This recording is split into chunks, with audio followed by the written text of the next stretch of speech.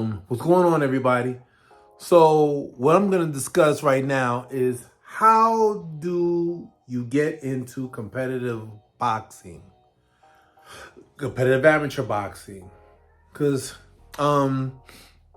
yeah, there's a few things, few hoops you have to jump through. So, one thing you have to do is you have to find you a legitimate USA boxing certified coach, right?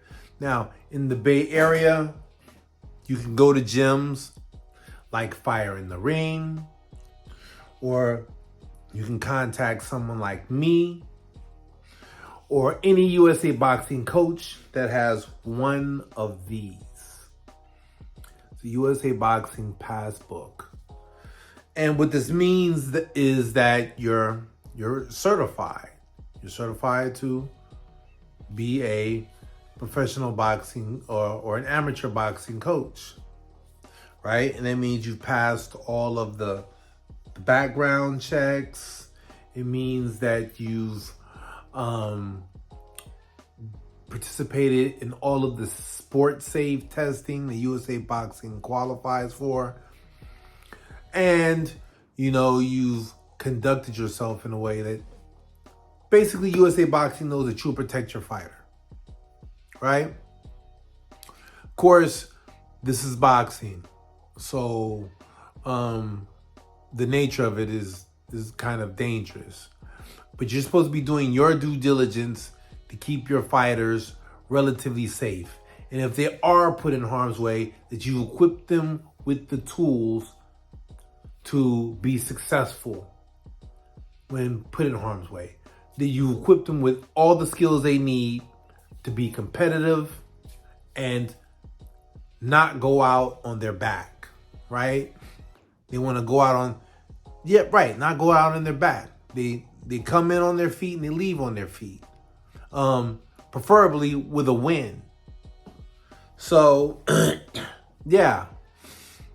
And so if you want to be an amateur competitor, competitive amateur, you have to get you a coach with a passbook, and he will work with you for a certain amount of time. Like I know Dimitri worked with a coach at King's for a few months.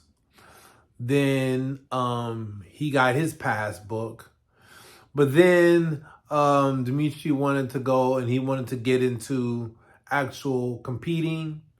And when his coach wouldn't push him, I took him to another coach who we thought was going to take him and have him competing. And that coach didn't either. And eventually I said, to heck with it. I'll take over. If you want something done right, do it yourself. And of course, I had a martial arts background, an MMA background, kickboxing background. And so because Dimitri took an interest in boxing, I kind of honed in all of my knowledge and all my attention on boxing so that I could support him the best way possible. Once you go and you're training with a coach, at some point, if he's serious or he believes that you're ready to spar, you will get one of these. Okay? This is your athlete passbook. And you will also get an account with USA Boxing. Okay? And in that account, you'll enter your information. You'll pay a fee for your membership, which is not too expensive. I believe it's like, $45 or $95 or something like that a year. And same thing with the coach. The coach pays a fee of something like, I believe, $95 a year. And of course, you have to take your physicals every year. There's a physical that goes to your membership that you take. You go to your primary care physician. They do a physical to ask you how you feel. Have you been having headaches? And I'm sure that part of the physical will be done in private so that, so that the doctor, the primary care physician, can look for the best interest of the athlete and make sure that, the athlete is honest about his desire to compete in the sport, or is he suffering any nagging pains or injuries from the sport? I guess all this is done to protect the athlete or in the best interest of the young athlete. So after that's done, you get your passbook, you have everything squared away with your medicals and your membership with USA Boxing. And then your coach takes you either at your home gym or at another gym, and you guys spar. Of course, you spar according to your level, right? Now, some people move faster than others, right? So Dimitri, there was a time when he sparred kids his age, but once he hit 16, he kind of bumped up to sparring some adults. Not the most advanced, but then by the time he was 17, he started sparring higher level amateurs. And at the end of 17, he started sparring a few pros. Now he spars high level amateurs and pros. Right? He spars kind of like the higher end of the food chain. One thing for sure is you shouldn't jump in it too fast. Don't push yourself.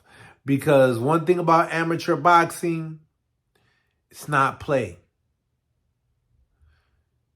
You're in there and you're sparring for real.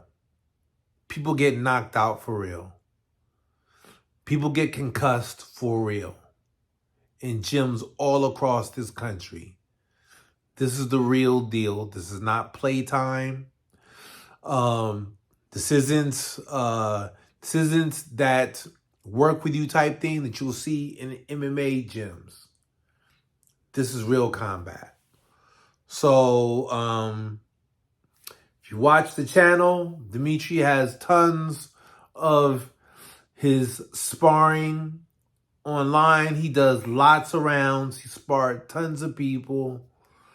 And he spars tons of people every week. So yeah, tune in, and that's how you become a competitive amateur, right there. Amateur boxer, right there. And by the way, if anyone is interested, we are at Fire in the Ring Boxing. Look it up online or look for it in the description. And just come up there. If you're in San Francisco Bay Area, come up to Fire in the Ring Boxing on a Tuesday or Thursday. Those are the days I'm there. Dimitri's there. You can get a front row seat to see some of his sparring, ask questions, whatever you want to do. Come on through. And I'll see you guys later.